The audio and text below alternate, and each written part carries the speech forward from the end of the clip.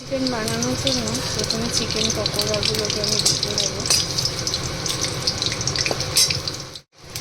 এই যে পকোড়াগুলো আমি ভেজে নিয়েছি, চিকেন পকোড়া।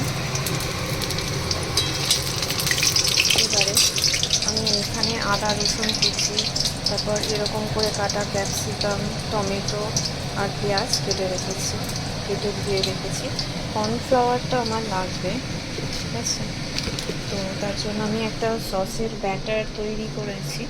সোয়া sauce, chilli sauce, tomato sauce দিয়ে জল দিয়ে আমি গুলে রেখেছি। আর এখানে আমি কর্নফ্লাওয়ারটা গুলে রেখেছি। পরে সসে করে এই ভেজিটেবলসগুলো ভাজতে হবে। পেঁয়াজ কুচি, তারপর আদা রসুন কুচি, টমেটো, ক্যাপসিকাম কুচি, এগুলো নাড়তে হবে। তারপরে আমি ওই সস আর কর্নস্টার্চের গোলাটা দিয়ে দেবো। এদিকে আমাদের চিকেন পকোড়া রেডি। আমাদের সসের মতো অনেকটা হয়ে গেছে।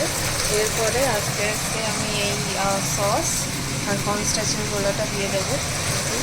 হালকা মতো হয়ে গেছে। লাস্টের দিকে এই লঙ্কাগুলো একটু চিড়ে কেটে দিয়ে দেবো। আমরা সব কর্নস্টার্চ তারপরে আমাদের সসটা পুরোটা দিয়ে দিয়েছি। এখন একটু ফুটছে, একটু স্লো আছে, ফুটলেই তারপরে নামিয়ে নেবো, কারণ ঝোলটা অনেকটাই শুকিয়ে নেবে। ফাইনাল লুকটা এরপরে আসছে। রেডি আমাদের চিলি ফিশ, চিলি চিকেন। নিচে চিলি চিকেন, পুরো দোকানের মতো চিলি চিকেন।